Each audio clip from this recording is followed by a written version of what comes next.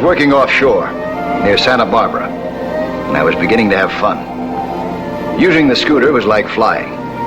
The scooter was buoyant, driven by a battery-powered propeller, and I controlled it by the two side handles.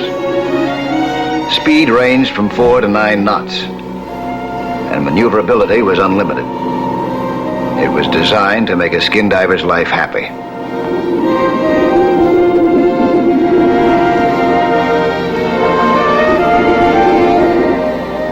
Some of the local residents caught on, and I was treated to a first-class underwater acrobatic circus.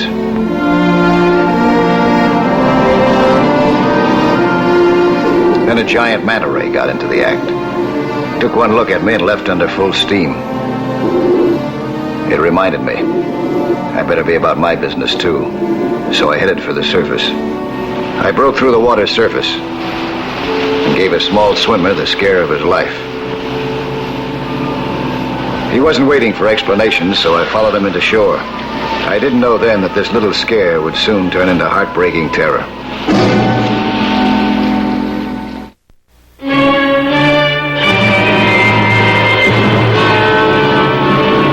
I figured I owed them an apology for scaring the boy. I must have looked like I just dropped off a flying saucer to him. My name's Mike Nelson. Sorry that I scared your boy like that. I didn't expect to come across a swimmer way out there. That's not much of an excuse for playing with that toy of yours, and near a public beach at that. I said I was sorry. But you know, swimmers aren't allowed that far out. Especially one that young. See, darling, I told you it was dangerous. Mr. Nelson, I'm Rena Crane. This is my husband, Dave, my daughter, Karen, and my son, Davy. Hi, kids. I can swim there and back, too. You can, huh? They do that very often? Swim all the way out there and back? Sure thing. They swim at least a mile every day. These kids can go. We're going to win the Olympics. At least I am.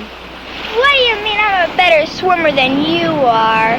I'm a boy, and boys can swim better than girls, huh, Dad? You're both champs. Remember that. A lot of riptides out there. I've been training these two since they were a year old. I know all about riptides. Dave. I'm sorry, Mr. Nelson. No, he's right. It's none of my business.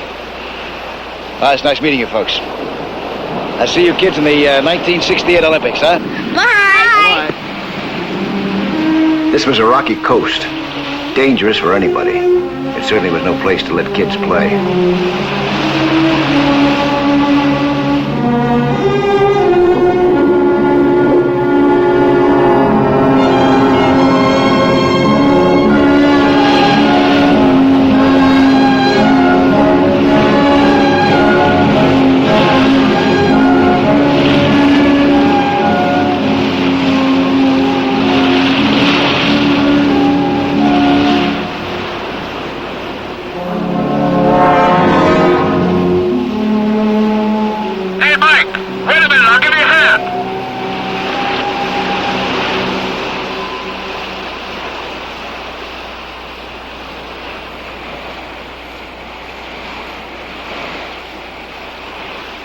Thanks, Wally. It's quite all right, Mike. I see you met Dave Crane. Yeah.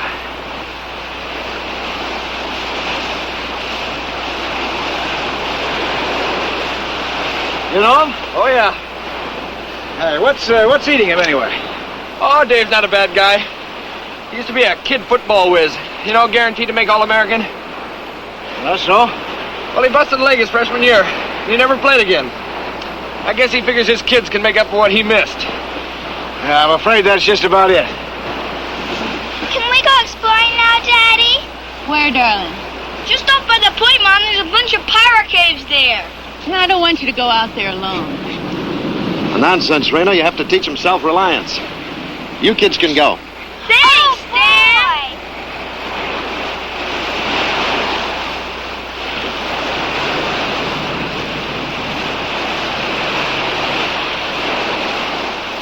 Great kids, both of them. Champs. You're pushing them too hard, Dave. They're too little to go out there by themselves. My kids will be okay. The kids took off alone, right into strong currents and a rugged, rocky coastline. The area wasn't safe, even for experts. I didn't know whether Dave Crane was stubborn or foolish, or both.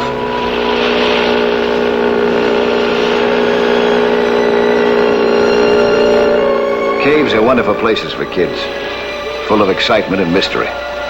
What these kids didn't realize was that sometimes excitement can lead to danger.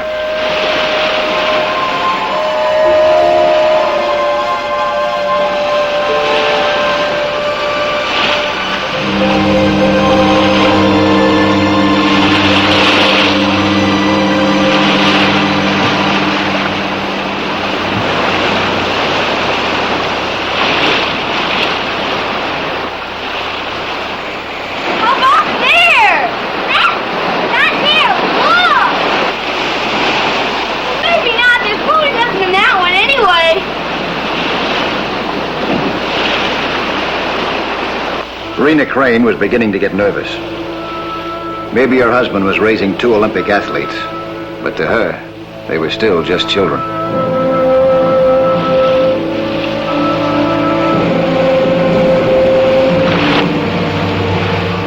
I can't see them. Relax, honey. They'll be back. Time was passing, and the tides were rising.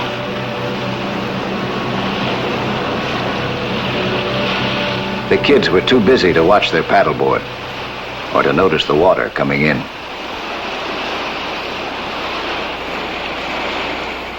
Look! It's probably from a pirate ship. Probably from an orange crate. Orange crate from a pirate ship! We better be going soon. In a minute, Karen.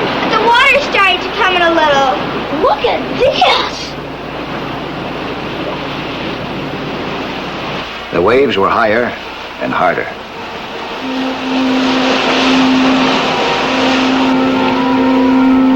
The paddleboard began to slip, to move. Then the water caught it and washed it out of the cave. I don't care what you think. I'm going to get the lifeguard. Maybe he can get... Rena! Now, don't be silly. I'll go after him myself. Well, hurry then, hurry, will you? I'm really worried. Now, relax. I'll have him back in 20 minutes. Hurry.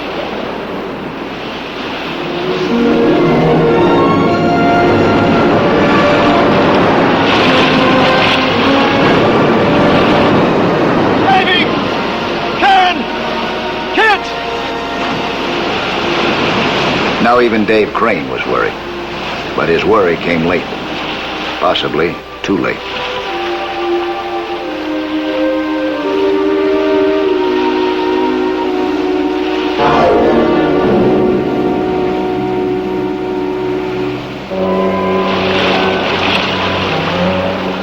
Saving! Karen! Kids! Dave spotted the kids' paddleboard. He looked around frantically. They were nearby. But where?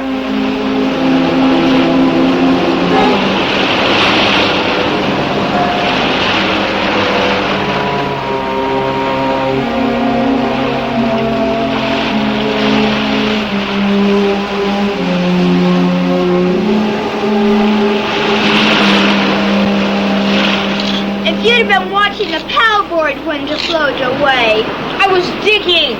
That's a fine excuse. Now we have to swim out. Maybe we better wait until someone comes for us. Yes, maybe. It's getting kind of rough. My husband's been gone for over half an hour. I know something must have happened. The children... Now, Mrs. Crane, relax.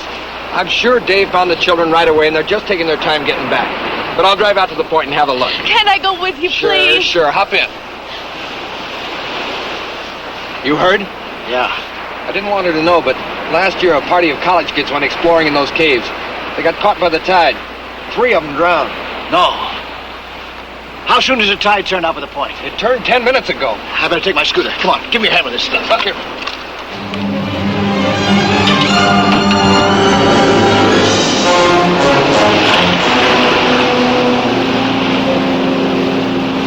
The kids suddenly began to realize that they were in trouble. Please, Daddy, please!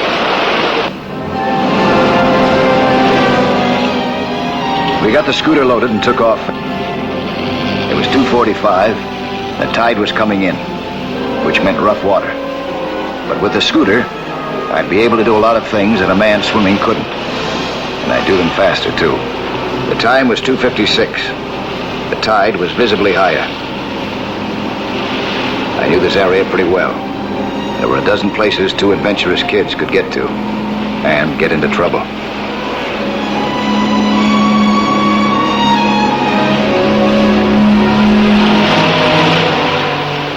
A few minutes after 3, I spotted Dave Crane. He was sitting on his paddleboard, helplessly looking around for a miracle. I headed for him.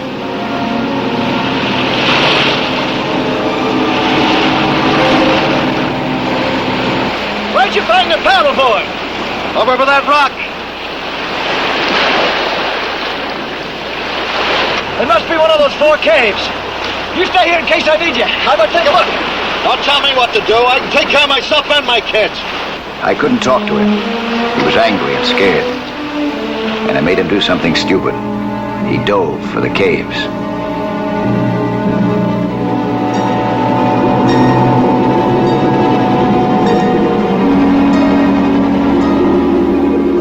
I tried to stop him, but he was still being stubborn.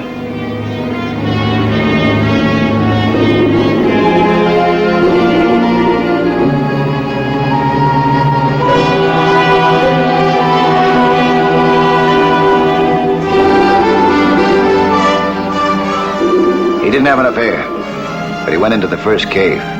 As soon as he entered, a vicious moray eel struck. A jaw like a vice, and 2 rows of needle-sharp teeth.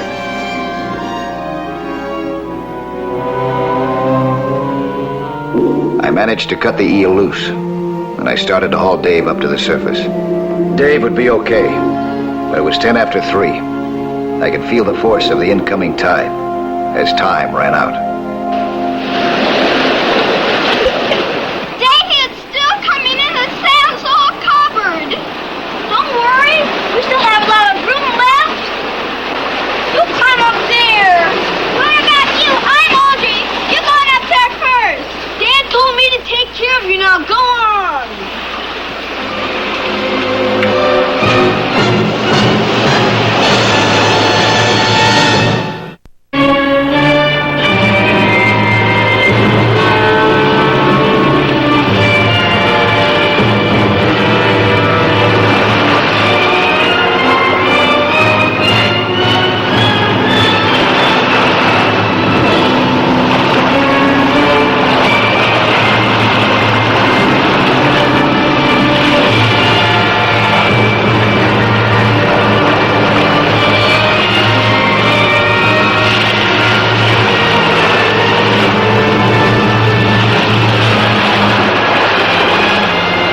It was taking me precious time to drag Dave Crane out, even with the lifeguard's help. Take care of that with your hand now, huh? And you got him. But Mr. Nelson, the children, where are they? They gotta be in one of those 4 caves. Now don't worry, Mrs. Crane. I'll find them. Oh, please, Mr. Nelson. Believe me, I'll find them.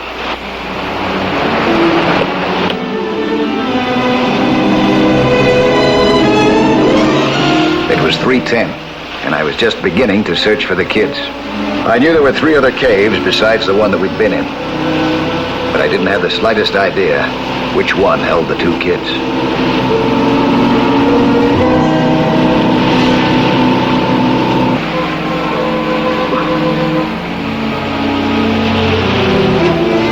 I reached the area of the caves by 3:15. I was moving as fast as I could, and praying that it was fast enough. The kids were being forced up and back on a ledge at the rear of the cave. The water was pouring in, rising relentlessly. When the tide reached its height, the cave would be completely filled, an underwater death trap.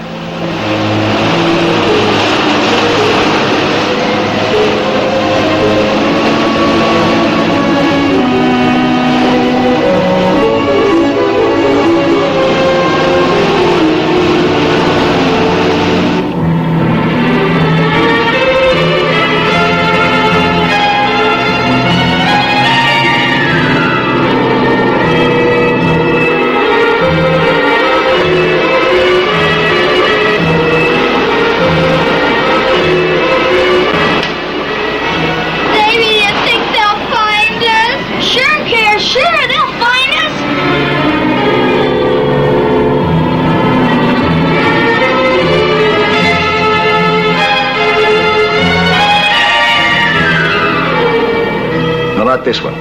It was too shallow. Only room enough for small fish.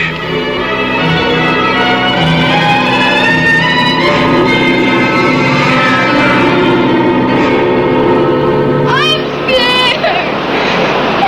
Oh, don't cry. Please, listen. Dad must be looking for us now. He wouldn't let anything happen to us. I guess he wouldn't. Oh, don't cry. Please don't cry. Maybe if we sang a song, they would hear us. I was thinking how we've been screaming and they haven't heard us. Yes, well, it might make us feel better.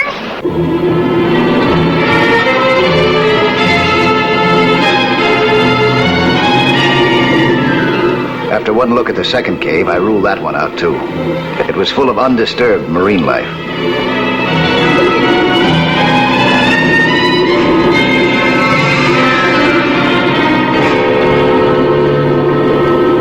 Oh, Susanna, oh, don't you cry for me, for I come from Alabama with the banjo on my knee.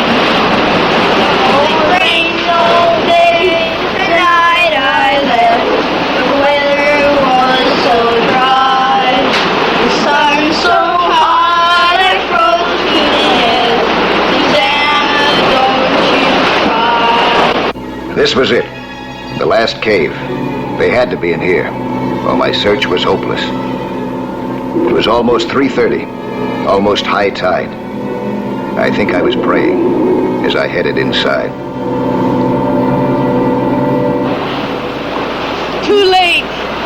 I can feel it. Too late. Don't say that, Mrs. Crane. Mike will get them. He promised and he'll keep his promise.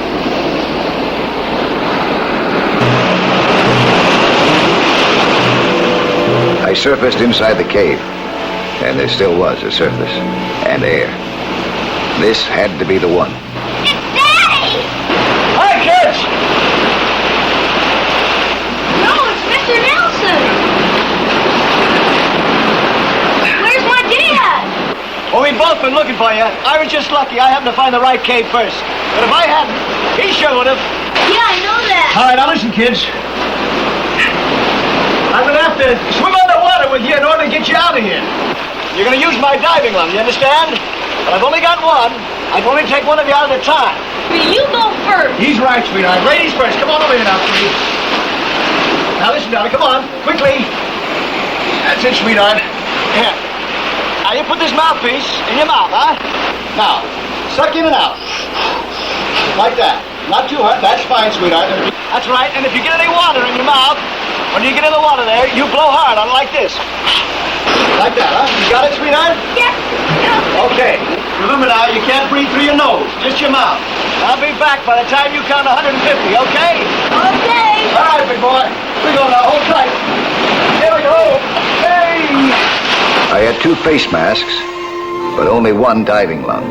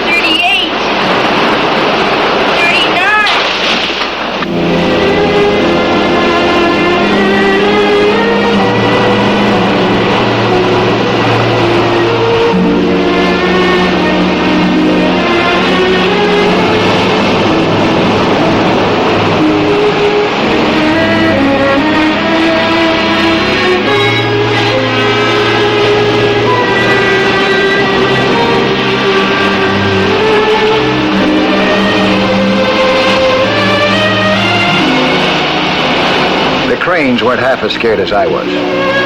The breakers covered up the entrance of the cave, hiding it. It hurts you so good. Will you pray? I knew which cave to head for, but now that race against time, against the deadly tide, was reaching the finishing line. I wasn't sure that Davy could last 150 seconds.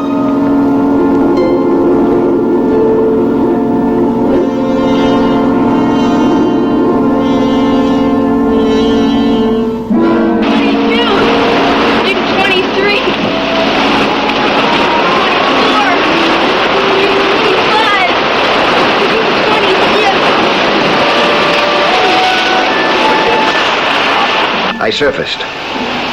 I couldn't see Davy. I was frantic. Hey!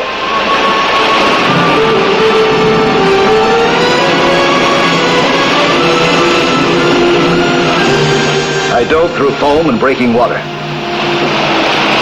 And I got lucky. I caught him around the middle, at the end of the rocky ledge.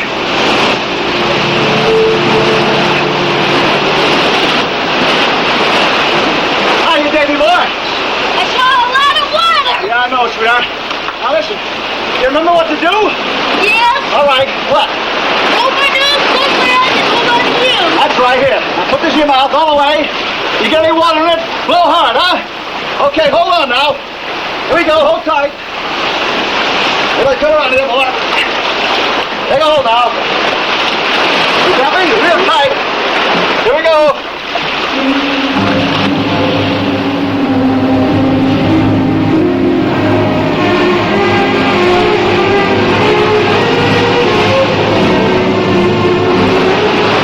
Look, I see it.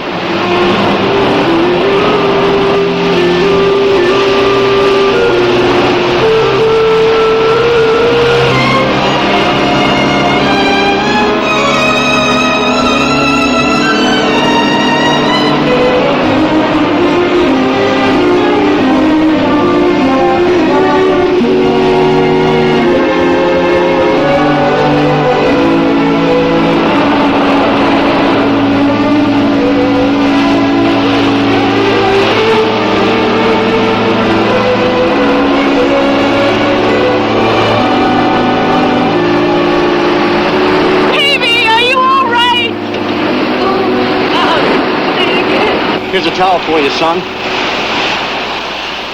Gee, Dad, what happened to your hands? Huh? Oh, an eel. Thank God you're all right. I'm all right. I was only scared a little bit when that big wave filled the cave. Mr. Nelson said if he hadn't found his U-shoe with him, I wasn't as scared. It was just it was so dark down there. What's the matter, Daddy? Don't worry, Dad. We're okay, and we'll win the Olympics, just like you said. I promise. Me too. No. No more training. Now listen, both of you. We've worked hard enough. You tell me, both of you, what you want to do. Dave. Anything. The movies, the circus.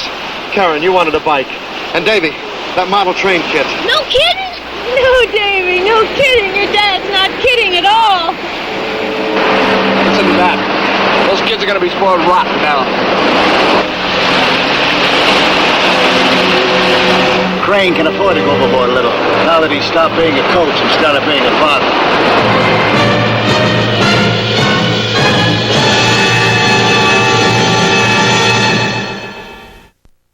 Hello there. I'm Lloyd Bridges. You know, 3/5 of the world is covered by the sea. And how little most of us know about that underwater world.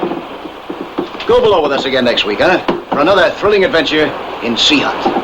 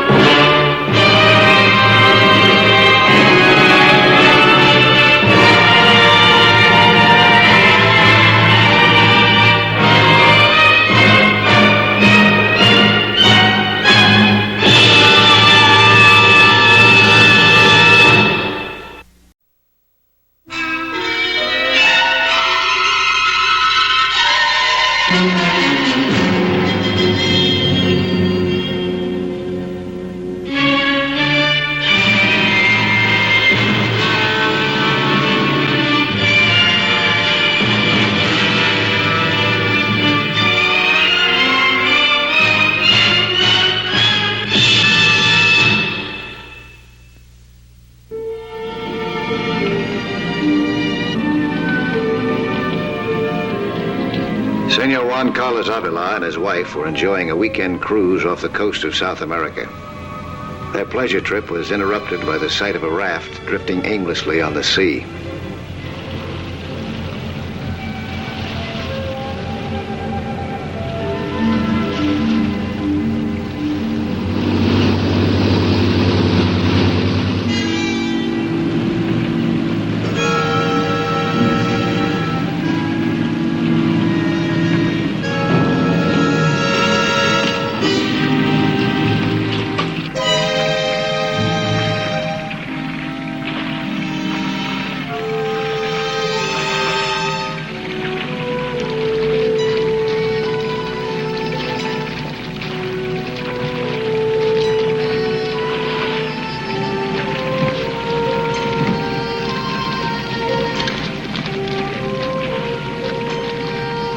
The three men appeared to be shipwrecked sailors, badly in need of help, and certainly harmless.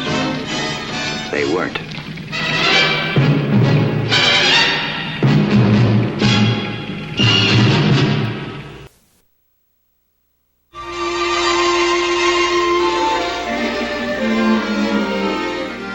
While Senor Avila and his wife were going through their ordeal only a few miles over the horizon, I was in the harbor, and I knew nothing about any of it. I had just completed my job, an underwater survey, and while waiting for my ship, I was trying to teach Nita Gallardo something about skin diving. She also wanted to ride on my sea scooter, and what Nita wanted, she usually got. Nita's father was an important man. He was Minister of the Interior, Chief of Police, and, in charge of things generally.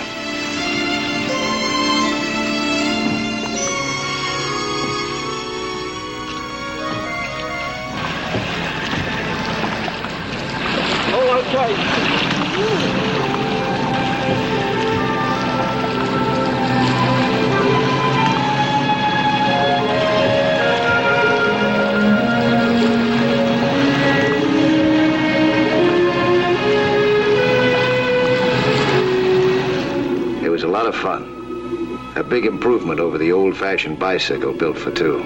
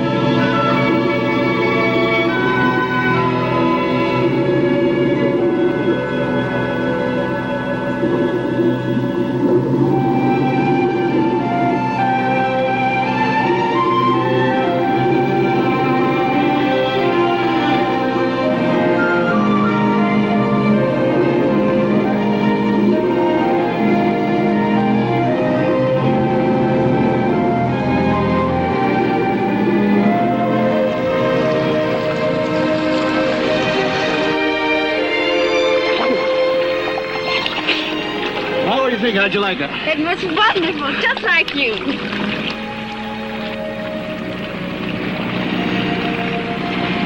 I heard the noise of an approaching boat and saw that it was Senor Gallardo's police launch heading toward us. Papa! What a country. The kid's a girl, her old man calls out the Navy.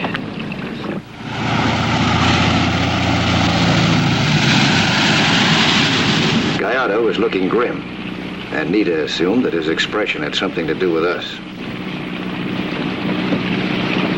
We're stopping at the pier in a few minutes. Gomez will take you home. But, Papa, we just started. Besides, it wasn't Senor Nelson's fault that I... What she's trying to tell you is that... Some other time, you don't mind. I have some important business to discuss with Senor Nelson. Official business. So will you excuse us, please? Yes, Papa. Senor Nelson, I am forced to request the loan of the machine. Also, I would like you to instruct some of my men in the use of the device.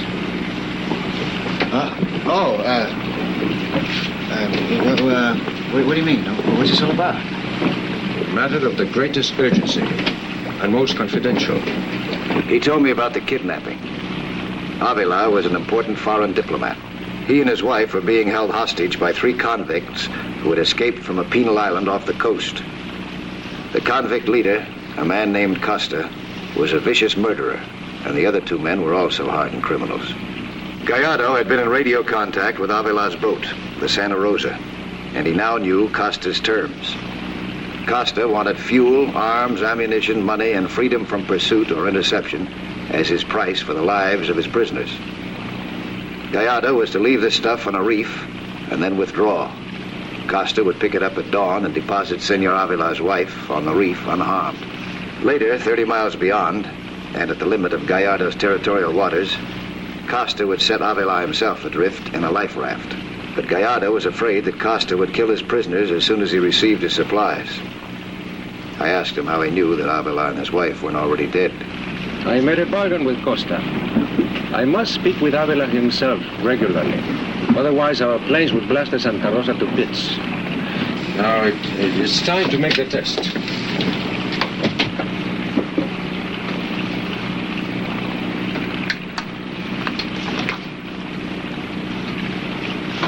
Gallardo calling the Santa Rosa.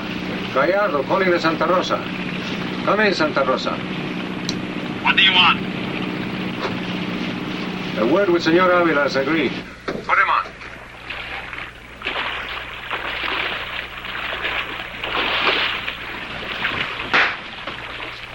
Put that away. You please, senor. Your friend wishes a word with you.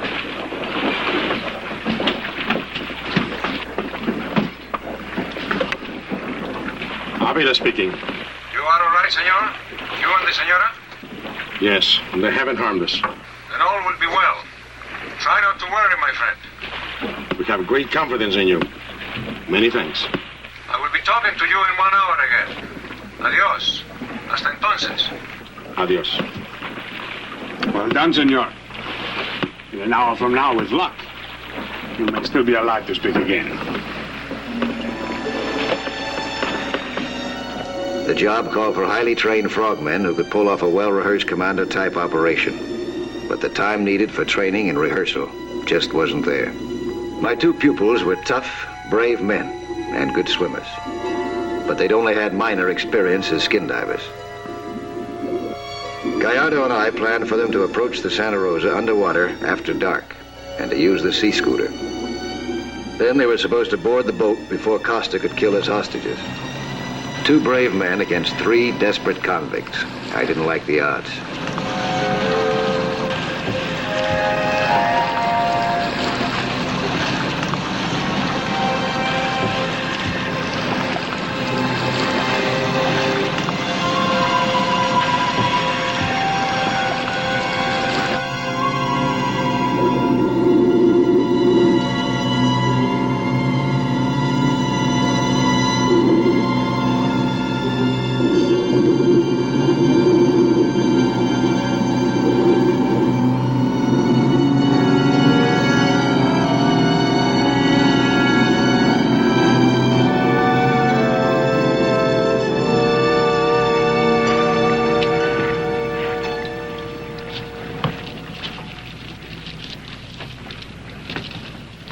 You will not touch my wife.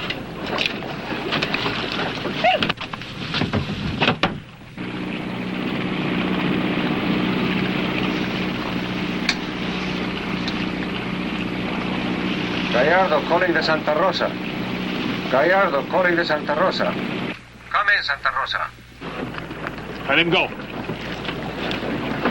Repeat. Come in, Santa Rosa. Answer him. Then keep your filthy hands away from us.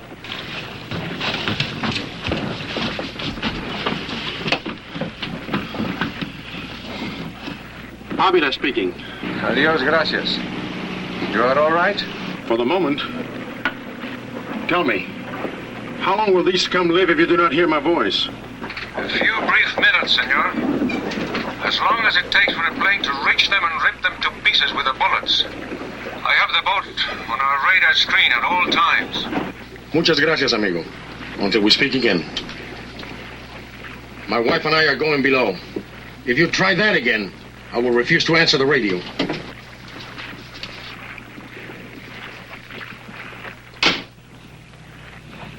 Rest well, senor. Tomorrow, we may keep your wife and leave you on the reef.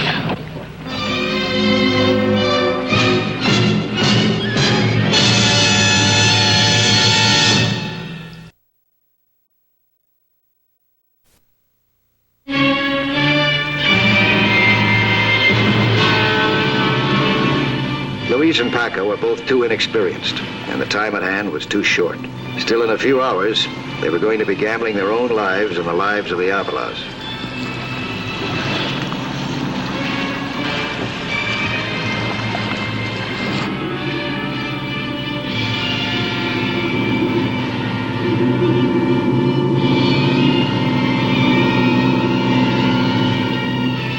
Senor Avila was a brave man, but courage alone wasn't enough. We won't have any trouble approaching the Santa Rosa if it's dark enough, and if we're deep enough. But the motor makes a noise, senor. Not when it's underwater. Now, we'll be carrying our guns in plastic bags. So you want to make sure that you take them out of the bags after we surface, huh? And where will we find the Santa Rosa? Costa will anchor near the reef, where we are supposed to leave the ransom. Oh, that's good. That's when we'll take him, when he's anchored. Exactly. You are including yourself? Yes, I am. You got any objections? Senor Nelson, you have already done a great deal for us. I do not wish to endanger your life in a matter that does not concern you. Oh, it concerns me. How about you fellas? You don't mind if I go along with you, do you? No, senor. We're delighted to have you with us, if His Excellency permits. His Excellency permits, and with much gratitude. Senor Nelson, I must compliment my daughter on her good taste. Thank you.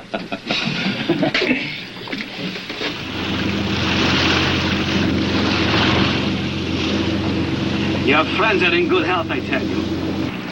That's most fortunate for you. Now, a word with Senor Avila, if you please. Avila!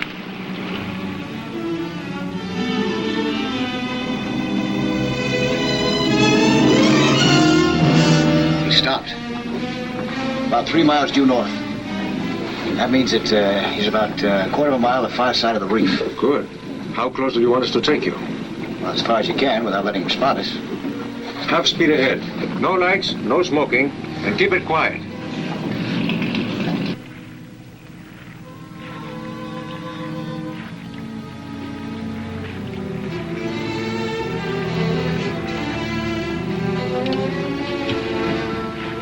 Get up there. And keep your eyes open.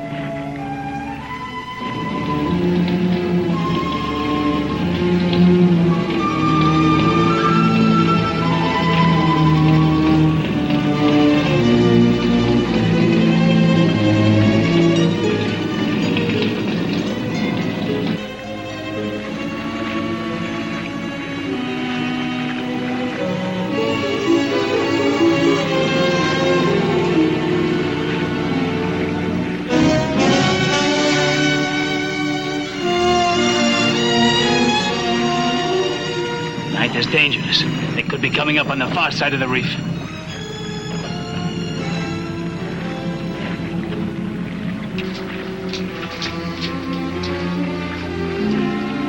Costa calling Gallardo. Costa calling Gallardo. Full stop. Gallardo here. Go ahead. Back off or I'll kill the woman now. Could he have seen us? No, I'm sure he couldn't have. But we better hold it here anyway. You're getting jumpy, Costa. Relax. I'm warning you, don't come any closer. We're at least a half a mile away. Do you think this is close enough? No, it isn't. But it's going to have to be. Paco, tie this rope real tight, huh? Do the same. Our guns were securely fastened to our belts in waterproof plastic bags. I signaled to the boat, and we started off. There were so many things that could go wrong, and I tried to anticipate everything. The night was in our favor. I figured on staying on the surface for about half the distance. This would make it easier to find our target.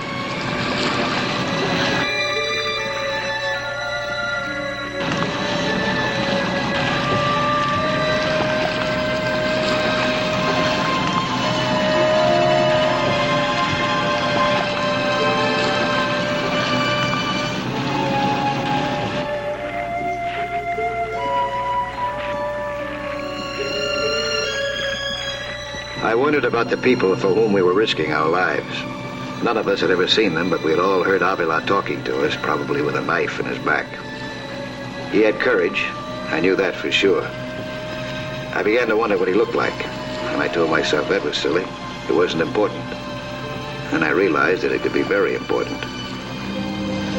I made a small prayer that Avila would be down in the cabin when we hit the deck. There wasn't going to be any time for swapping calling cards.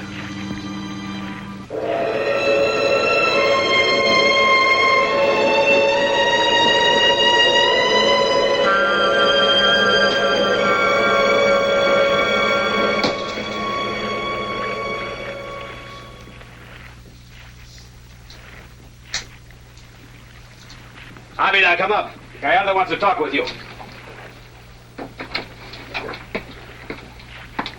Over there. Gallardo?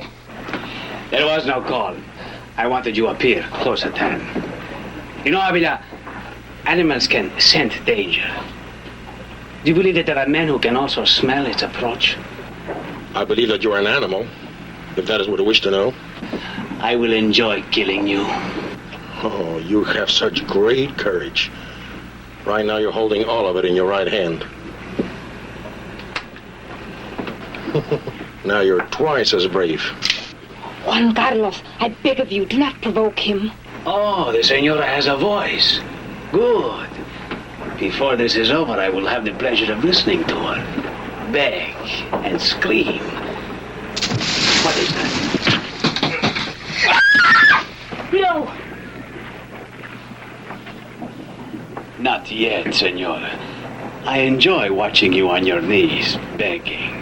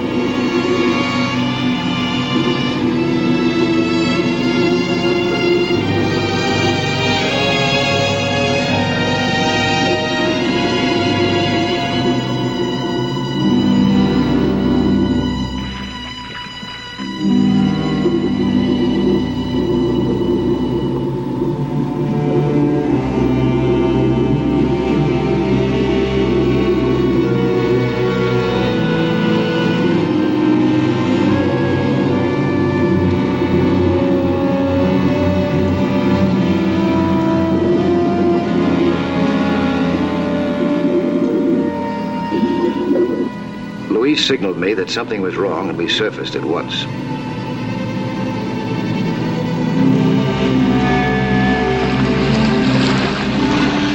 His regulator had stopped functioning. It seemed like a bad omen. He knew that he'd have to float there until after we had boarded the Santa Rosa before he could signal for help. We submerged again, leaving him behind us in the darkness.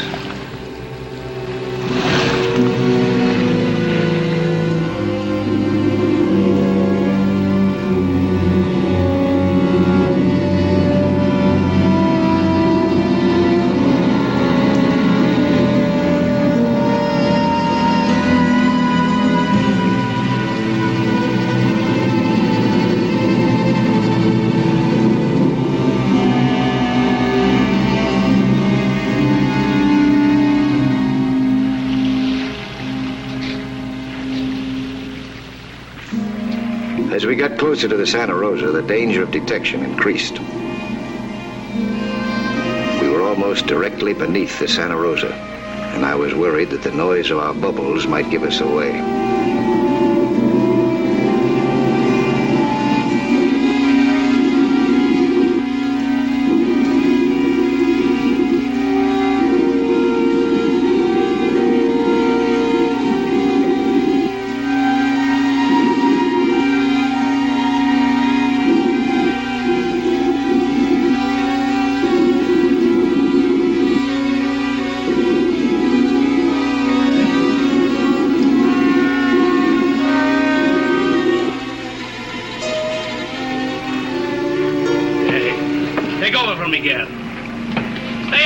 Keep your eyes open. We tied our air lungs to the anchor line and removed all other unnecessary equipment.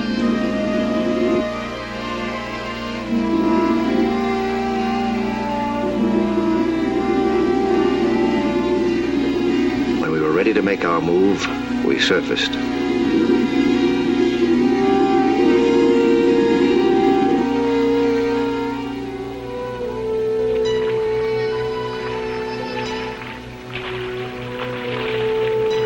Bestia!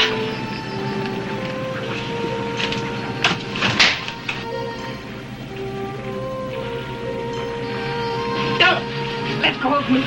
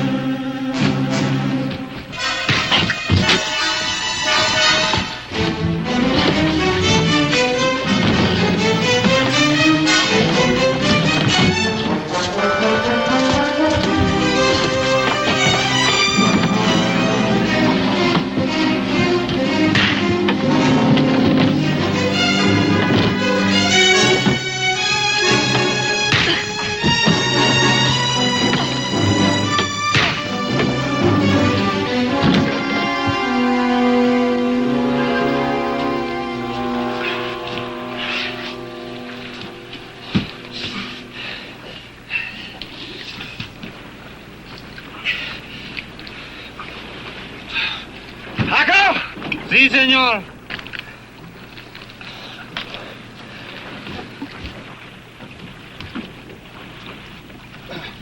Paco.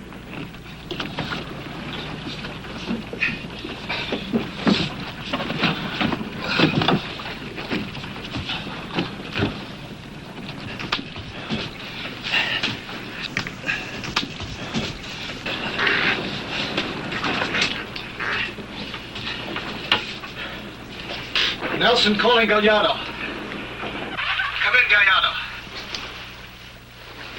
Senor Nelson, what happened? It's all over. The Avalars are okay. But we need help. Get over here right away. It was all over. Costa had been smart, but not quite smart enough. Ashore or afloat, on or under the sea, man is still the most dangerous creature.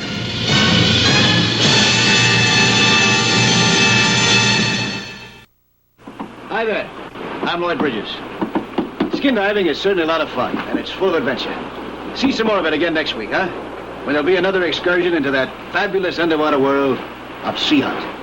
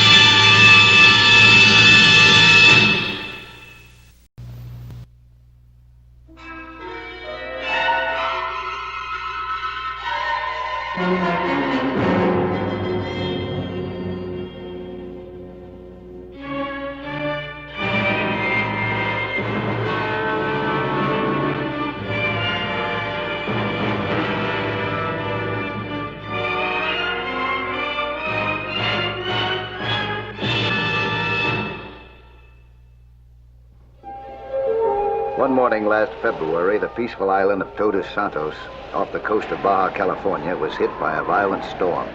It came out of nowhere without any warning, surprising everyone. I didn't even know there was a storm until it was too late even to save my boat. I was too busy 50 feet below exploring a wreck. At that depth, the ocean was calm, even though the waves above me were violent. I was foolishly diving alone. I was fascinated by the ancient hulk.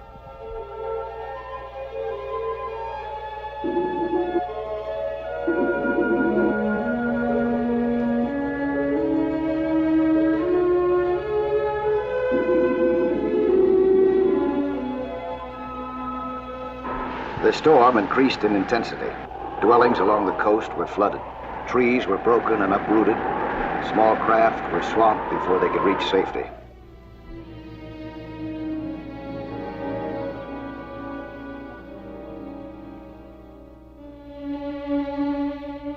I was adrift at sea in a tiny life raft, with no oars, food, or water.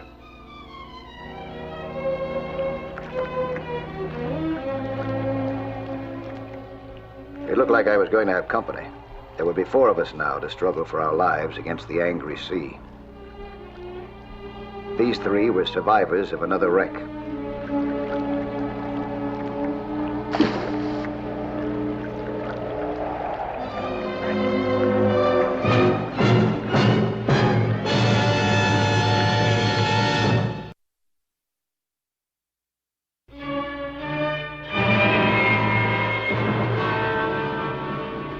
I helped them onto my life raft. I learned the young man was the husband of the girl. The older man, his business partner. Sport fishermen on a holiday. And from the way they acted, I knew that they'd had little experience with the sea. Come on. Let's start paddling for shore. Right.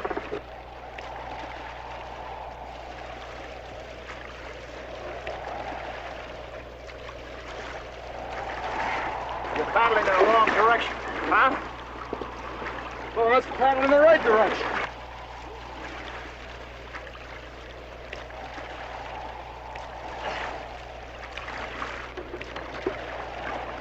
Well, come on, get something and help.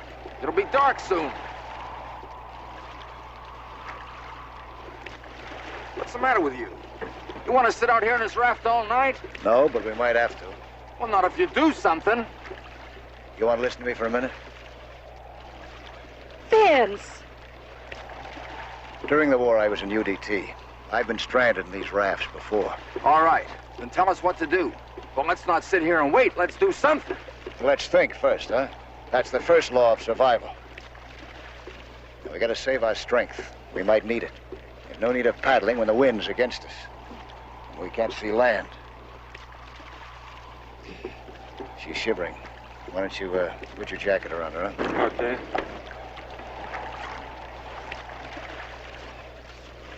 Do you have any drinking water? None, I'm sorry to say. I was just lucky to save my raft when my boat went down. Great. Vince! Heaven's sake. What do you expect me to do? Celebrate? Now, let's get organized, huh? Our first concern, of course, is to spot land, or a boat or a plane. And we're gonna have to conserve our energy, so we'll take turns standing watch. 2 hours each. Okay, that makes sense. I'll take the first one. You better take the next one after that. Then you, huh? In taking control so firmly, I had hoped to give them confidence in me. But as darkness closed around us, I wasn't so sure how long that confidence would last. Hey, look! Land! Look!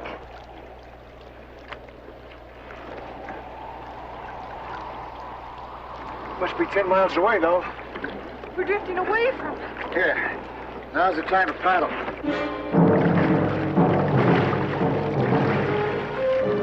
We paddled with all our might.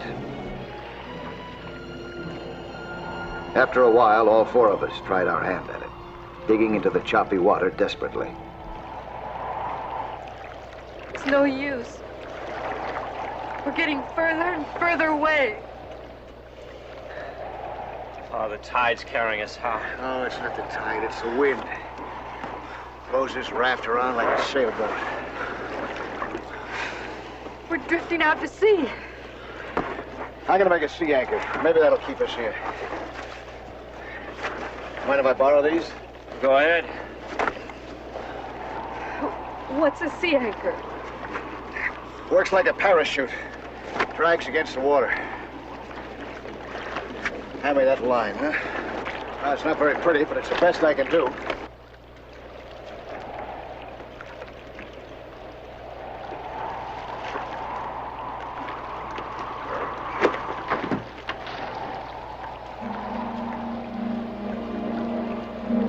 The sea anchor slowed us down. But the wind didn't change. By afternoon, land was still out of sight. My guests were hungry and thirsty and impatient. We had a fishing pole, but without bait, it was useless. I made an attempt to convert it into a spear by lashing my knife to one end.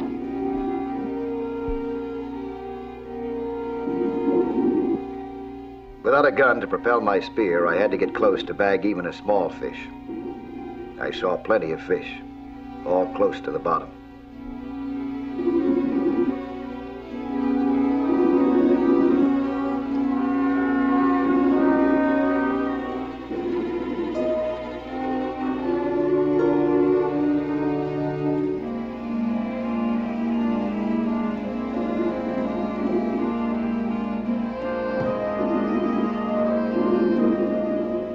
I tried to spear them, but I was weak and they easily evaded my improvised spear.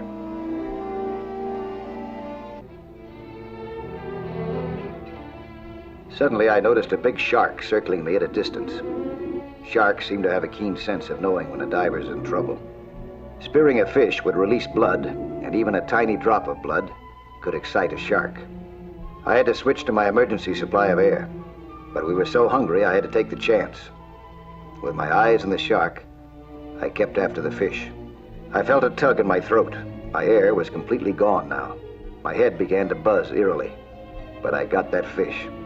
Suddenly, the shark appeared again, and the danger brought me back to my senses. I jettisoned my tanks, which were empty. In my condition, this wasn't easy. I began my ascent with a small fish on my spear, hoping that I could reach the surface before the shark reached me.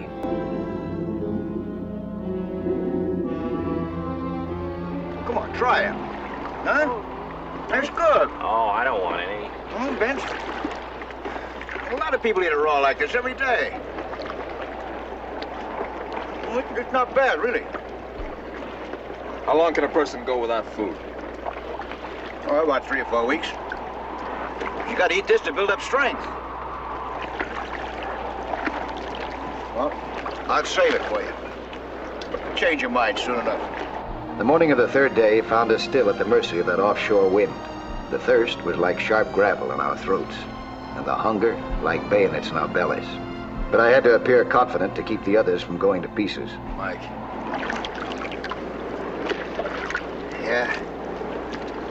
I think maybe I'll try some of that fish now. Oh, good.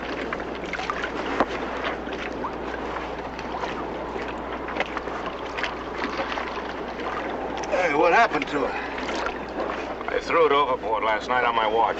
You threw it overboard? Why'd you do that? Because I couldn't stand the smell of it. It was turning rotten. We could use it for bait. Well, why didn't you say so before? Why didn't you think?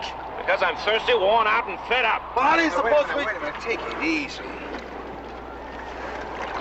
Our nerves are all on edge. We gotta watch it now. I gotta have something to eat. Wait, I'll get you something. Hand me my fin there, will you, Nancy?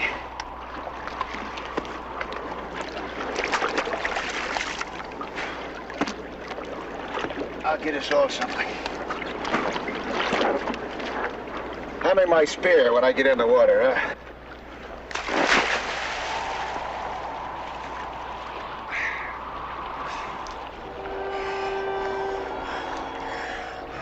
Under ordinary conditions, I could stay down for about 3 minutes by hyperventilating.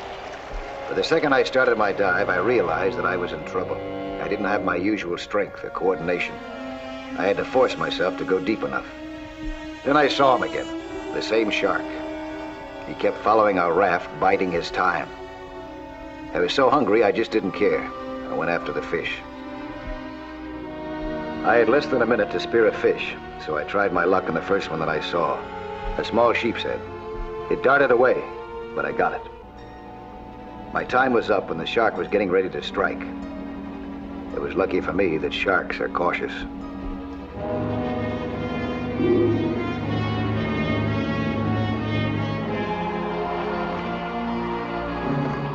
There he is.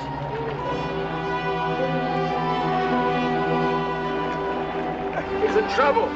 I'll go get him.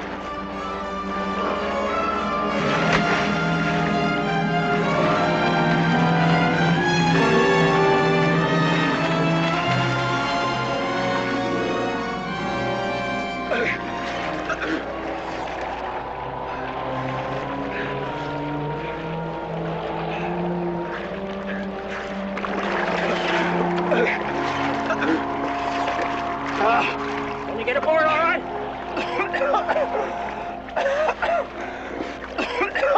just let me catch him. Barbara. There you go. Vance!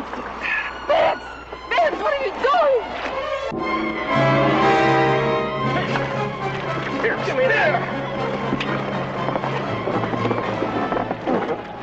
The spear and the fish were lost in the ocean.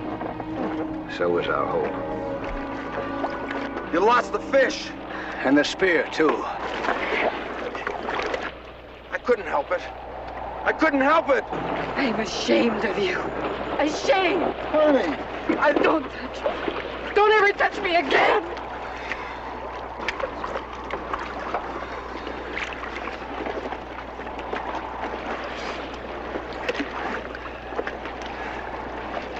We all make mistakes. We're all human. Don't form any judgments now.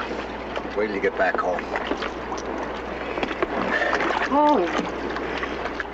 Are you kidding?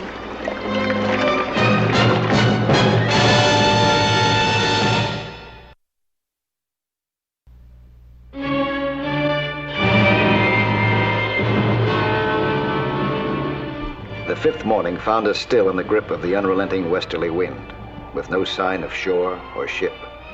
Only more sun to bake our skins and sharpen our thirst. We had one remaining asset, the fishhook which Nancy had prudently kept. Vince tried to make a fishing line with it.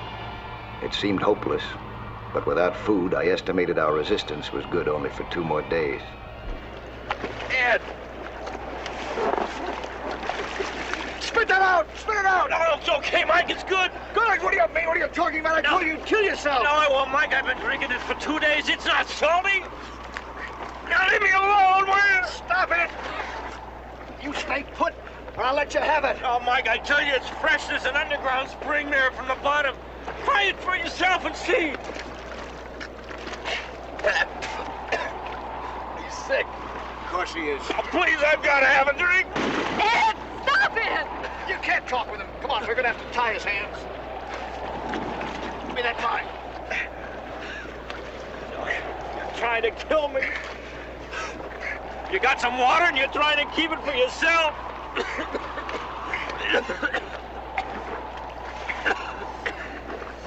He's burning up. Yeah, he sure is. I hope you're proud of yourself. What do you mean? If you hadn't dropped the spear overboard, Mike could get him something to eat. I'll get him something to eat.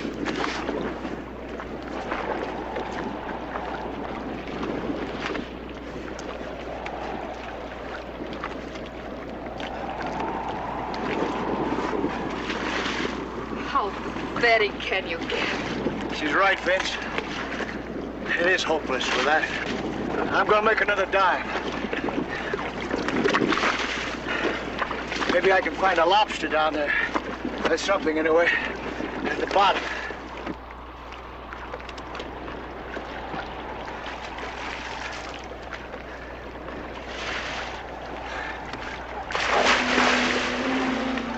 The minute I hit the water, I realized how weak I was.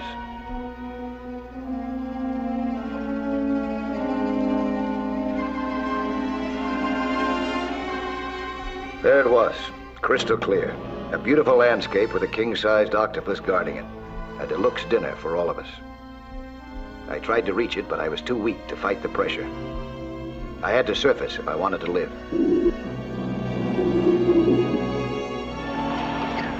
Time was running out for all of us. We had been 5 days without water. We were approaching the limit of human endurance. Go water. Water. I've got to have some water, please. Ed, please be patient. We've made a fishing line. We're going to catch you something to eat. Everything's going to be all right. Oh, we don't need any fish. Just go downstairs to the icebox. There's plenty of food down there. Plenty for everybody. Only bring me something. Please. Please. Shut up. Snap out of it. We're in the middle of the ocean. There's no icebox. No food, nothing to drink. You understand? I thought I was home.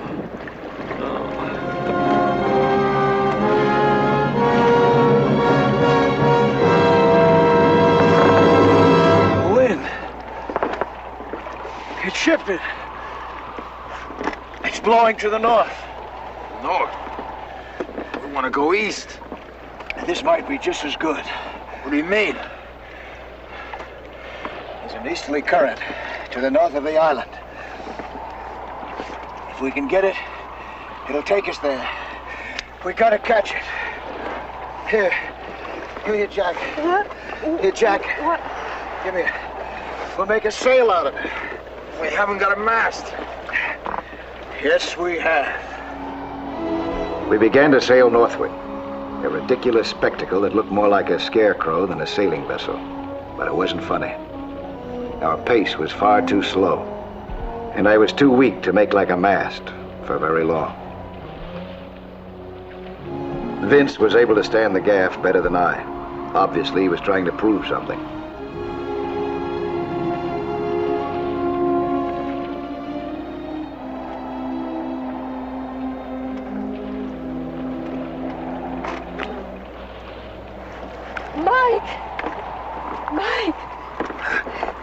Mike, I see land.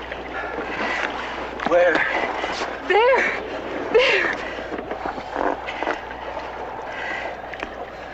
Oh, no. No, it's a cloud. No. I can't stand it. I can't stand it anymore. Oh, leave me alone. I'm sorry I ever met you. I hate you. I hate all of you. By nightfall, we were all beyond making any effort to help ourselves. By a miracle, we had survived this day without water. But our strength was failing fast. I lapsed into unconsciousness a dozen times that night. Each time I thought it was goodbye, Mike Nelson. We lay in the raft, 4 emaciated hulks of throbbing pain, waiting for death to claim us.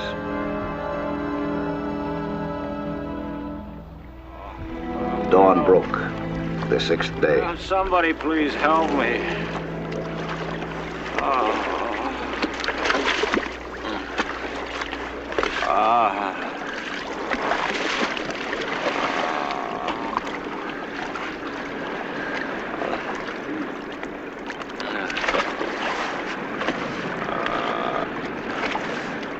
Nancy. Vince. Look.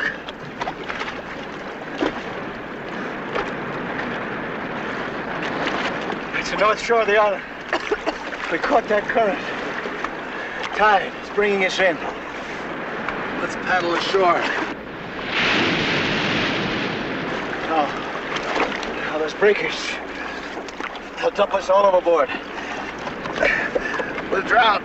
We'll be drifting in. Yeah, I know. I'll take care of that. Give me that anchor.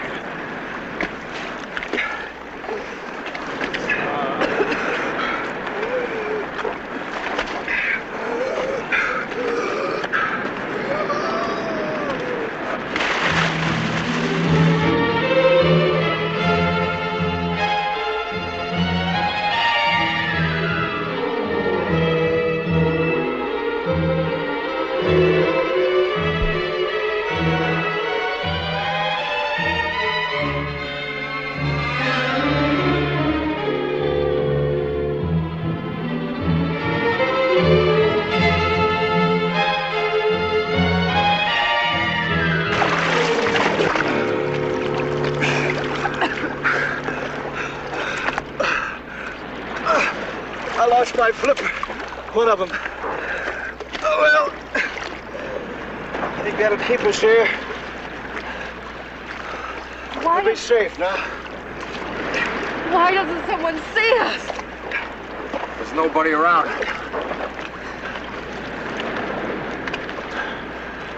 So maybe I better swim in. See if I can get some help.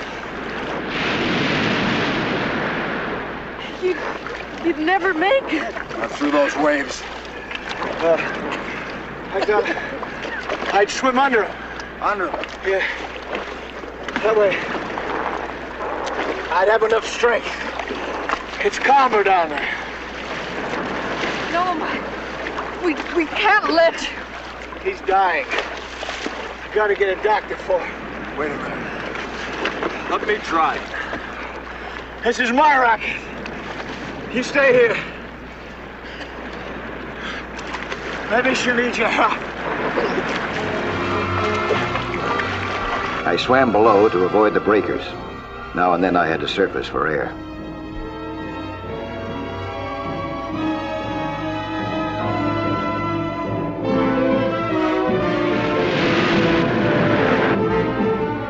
Finally, I was close to the shore. A wave dumped me against the beach.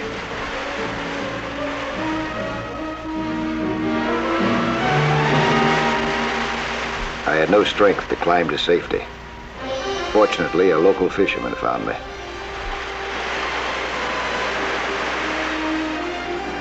I pointed toward the raft. Within an hour, the others had been picked up. We were given our first nourishment in 6 days.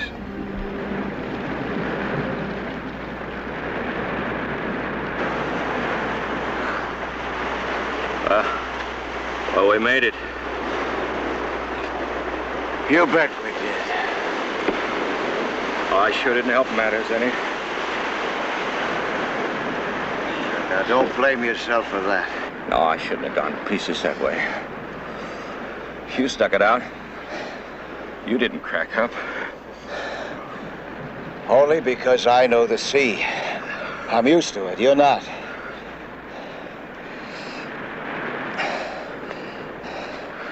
It's bound to break you down. Make you do things that you wouldn't ordinarily do. Oh, that's very generous of you. No, I'm not being generous. It's true. Without training and experience, no human being could stand up to the kind of ordeal that we've been through. I don't care how tough he is. Vince, I'm sorry. When you needed me most, I was nowhere. I didn't understand. Please forgive me. Please.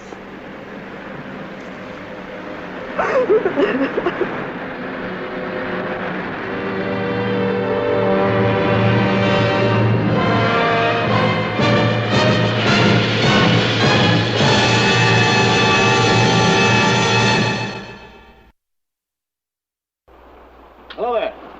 I'm Lloyd Bridges. Skin diving is fun and adventure for young and old, but it can be dangerous. So know the sport well and don't take any chances. Be with you next week for another exciting sea hunt.